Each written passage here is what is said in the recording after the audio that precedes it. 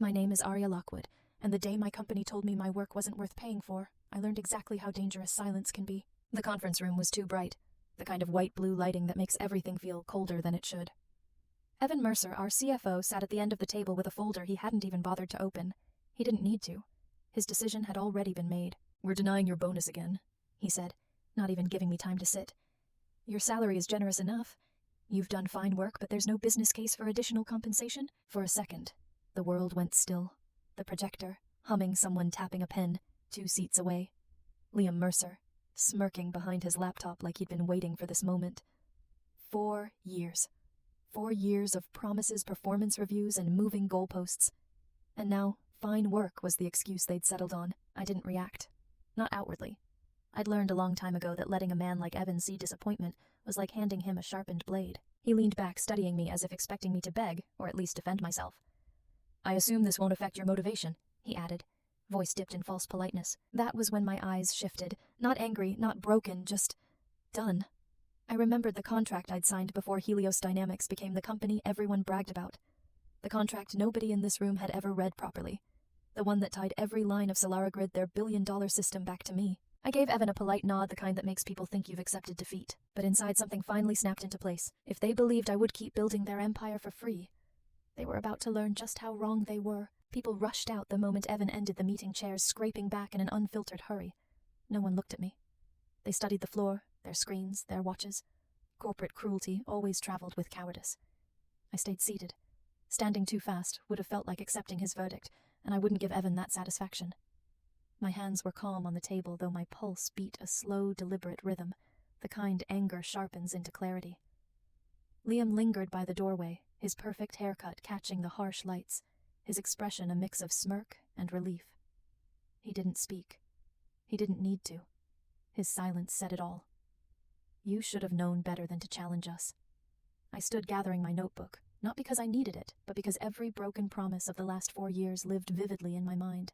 Every delay, every next quarter, I believed them, believed that hard work meant something, believed people wouldn't lie that easily. The hallway outside was sterile and quiet, an open office where no one had spoken to me all morning. My reflection in the glass looked steady, unreadable, sharper than it had been hours earlier. Something in me had shifted. I didn't go back to my desk. Instead, I walked to the windows overlooking downtown Austin. Sunlight turned the buildings gold, while the office remained cold. I stood there, letting warmth reach my hands, letting my spine ease. Soft, hesitant footsteps approached. "Maya." She offered a small, careful smile, the kind meant to comfort without intruding. I heard she said, "You okay?" "I'm thinking," I replied. She didn't push. She just set a packet of almonds beside me before leaving. A small human gesture. Proof I wasn't invisible. Back at my desk, an email waited, updated compensation guidelines, as if a PDF could excuse what they'd done. I closed it. Instead, I opened something else, a folder I hadn't touched in years. The original contract, the one they'd forgotten existed. As the pages appeared, a calm I hadn't felt in months settled over me. They thought today was the end of my fight, but it was only the end of my patience. Later that night, when the office was finally empty and Austin's heat eased, I sat at my small desk with the old contract glowing blue on my laptop. Outside, the steady hum of highway traffic helped me focus. The contract dated back to the days when Helios Dynamics was still a struggling startup, before investors, before branding, before Evan and his polished cruelty. Back when I was just a freelancer, building what would eventually become SolaraGrid. I scrolled through clauses I knew by memory, until I found the one I'd come for. "All intellectual property created under Lockwood Engineering LLC shall remain the exclusive property of said entity unless a transfer of rights addendum is executed and filed." They had never filed the addendum. Not once.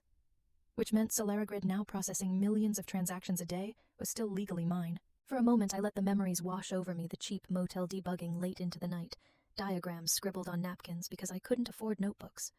I had built all of it alone. And now, finally, that work was coming back to me. The next morning, the office buzzed with unease. I walked in calm, certain. Before anyone approached me, I headed straight to HR and handed in my resignation. "When does this take effect?" the manager asked. "Immediately." As I stepped outside and the morning air hit my face, something in me unlocked. They had counted on my compliance for years. They never expected I would stop giving them permission. The first sign Helios Dynamics was in trouble came 3 hours after my resignation. I was at a quiet cafe sipping iced coffee when my phone buzzed nonstop. At first, I ignored it, assuming Evan was doing damage control. But when coworkers messaged, "Something's wrong with SolaraGrid." "Is this because you left?" I opened my laptop. Solara Grid was entering limited access mode, just as the original contract dictated. With no IP transfer addendum ever filed, the system detected a change in controlling ownership of processing rights, and locked all admin privileges except mine. Inside Helios, everything unraveled. Transactions froze. Reconciliation systems stalled. Errors cascaded across every terminal. I could practically see the panic, the frantic typing executives shouting, engineers rebooting in desperation. 5 years of ignoring the system's foundations had caught up with them. Then Maya called. Aria, they're losing it. Nothing responds to overrides. What's happening? The system is following the contract, I said. Silence. Then awe. By noon, Helios had held multiple emergency meetings. Investors were involved. The office had turned into a pressure cooker. At 12:47 p.m., while I walked home under the Texas sun, a corporate number called. Evan, Aria, we have a system issue. I'm aware. We need you back, immediately. The panic in his voice was unmistakable. I'm no longer an employee, I said. You built this, you can fix it. I built it under Lockwood Engineering, LLC, I reminded him. A tense pause. Are you refusing to help? No, I'm refusing to work for free. A strained breath. What do you want? Finally, the question he never imagined he'd have to ask. A consulting agreement, I said. Short term, clear scope, fair compensation. That's extortion. The system is performing exactly per contract, I replied. You had 5 years to update it. Chaos rumbled in the background voices, clacking keys numbers shouted urgently. Evan exhaled. Come in, we'll discuss terms. I hung up. They spent years thinking they owned me. Now they were trapped inside my system and I held the only key. Helios Dynamics felt different the moment I walked back in, not in appearance, but in atmosphere. Fear had settled over the place. Conversations were hushed eyes, averted employees pretending to work while the system failed behind their screens. At the front desk, the usually cheerful receptionist handed me a visitor badge with shaking hands. They're waiting upstairs. Of course they were. On the executive floor, 2 board members and Evan turned toward me. His face was flushed, his nerves visible in every frayed edge of his posture. Aria, he said tightly. Conference room. Inside, Liam was pacing. He stopped the moment he saw me. So you did this? He accused. The system did this, I replied, sitting calmly. Evan pushed a folder toward me. A consulting agreement. Very generous. I skimmed it. It wasn't generous, it was a trap. They wanted full restoration before payment or protections. I slid it back. No. Evan blinked. No. You pay up front. You agree to my terms. And Liam is removed from all decisions involving Solara Grid. Liam sputtered. You can't. I can. Before he could argue, Dana and Harold, the steady board members, entered. We've reviewed the logs, Dana said. Evan stiffened. Logs. Harold placed printed sheets on the table. Every override attempt. Every unauthorized change. Every falsified metric. Liam went pale. Dana continued.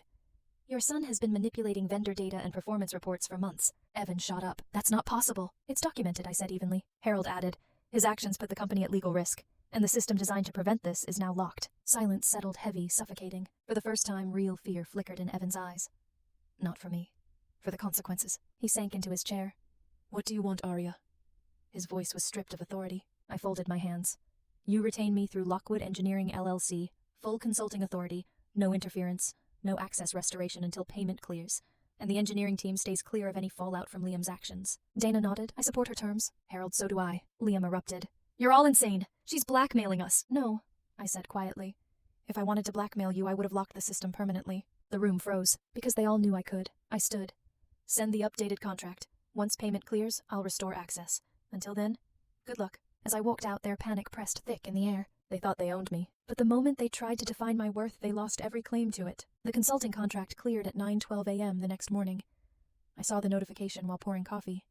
No drama. Just a quiet acknowledgement that Helios Dynamics had accepted the truth. The deposit was large enough to shock most people, but to me, it was simply overdue payment for years they'd undervalued. When I entered the office, tension hung in the air like brittle glass. People watched me, unsure whether I'd returned as a traitor or a savior. I didn't clarify. I didn't owe them anything. Dana met me outside the boardroom. They'll meet with you one at a time. Evan wants to control the narrative. He already lost control, I said, and she didn't argue. Inside, Harold reviewed documents, while Evan stood rigidly by the projector. Liam was absent. Across the table sat a new-face legal counsel. Aria, Evan said stiffly, We appreciate your cooperation. The lawyer cut in. We need a technical briefing and an assessment of data integrity. I projected the audit logs. Every override was intentional. All performed under Liam Mercer's credentials. Evan's jaw tightened. Harold asked, Are the overrides reversible? Yes. The real datasets are restored. I paused. But if regulators pull these logs, the intent will be undeniable. The lawyer nodded grimly. Evan spoke, voice strained. Are you saying my son falsified metrics? I'm saying he manipulated data tied to investor reporting. That's not interpretation. It's fact. A heavy silence followed. Dana finally said Liam has been relieved of his duties pending review. Evan stared at the table, defeated. He said he was under pressure, trying to meet expectations. And he risked the entire company doing it. Harold snapped. I continued, my tone even. Solara Grid's lockout wasn't retaliation. It was protection. You built your business on a system you never legally owned, assuming loyalty meant obedience. I met Evan's eyes. Loyalty without respect is exploitation. The lawyer closed his folder. We'll proceed with corrective action. Right now, stability is the priority. I'll restore access once validation completes, I said. From now on, all oversight goes through me. No, Liam. No shortcuts passed off as strategy. Evan looked like he wanted to protest, but the fight had drained out of him. He only nodded. When I stepped back into the hallway, the whispers had stopped. People just watched, trying to understand how someone who'd once kept her head down now walked like she owned the place. But it wasn't power shifting. It was clarity. For years I thought I needed their approval to succeed. Now they needed mine just to keep the lights on. The irony wasn't funny, but it finally let me breathe. Restoring Solara Grid wasn't just flipping a switch. It took 2 full days of resetting permissions, auditing every endpoint Liam had tampered with, and rebuilding trust in a system the company had treated like an afterthought. The difference now was that no one hovered, questioned, or micromanaged. They kept their distance tense, cautious, as if getting too close might break whatever was holding the company together. On the third morning at 6:43 a.m., I pushed the final commit, a clean deployment. Every module passed, every validation aligned.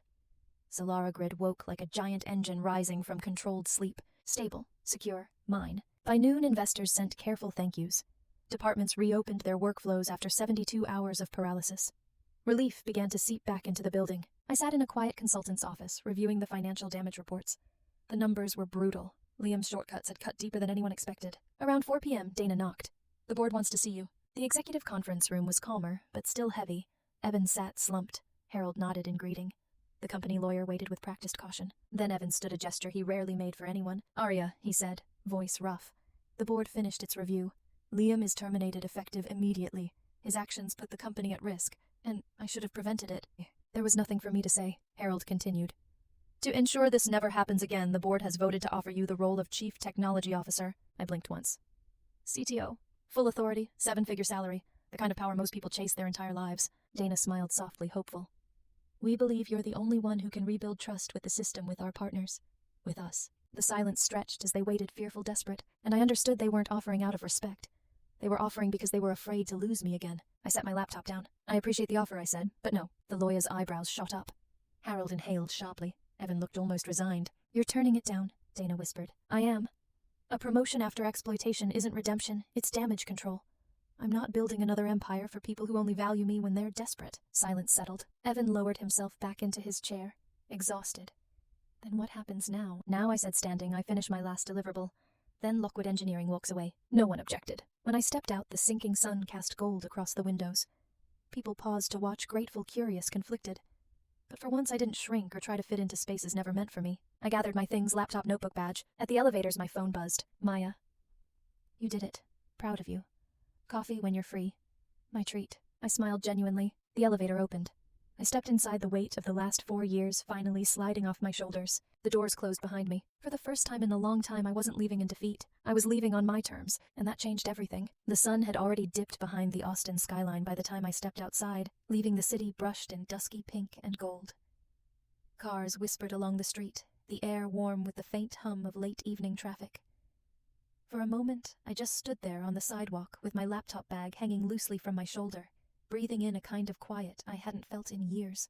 Not the quiet of being overlooked, not the quiet of swallowing my worth.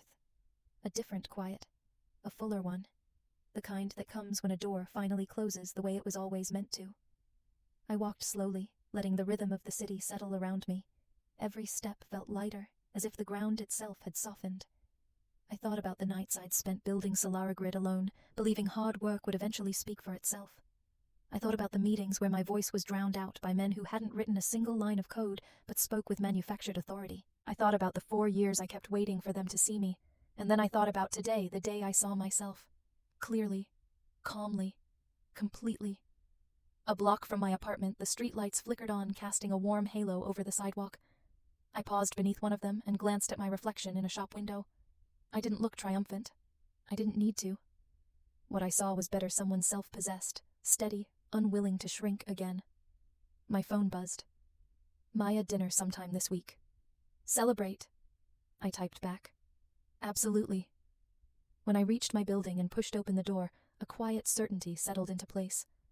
Helios Dynamics hadn't broken me. They had defined my turning point. And everything after this, it belonged to me.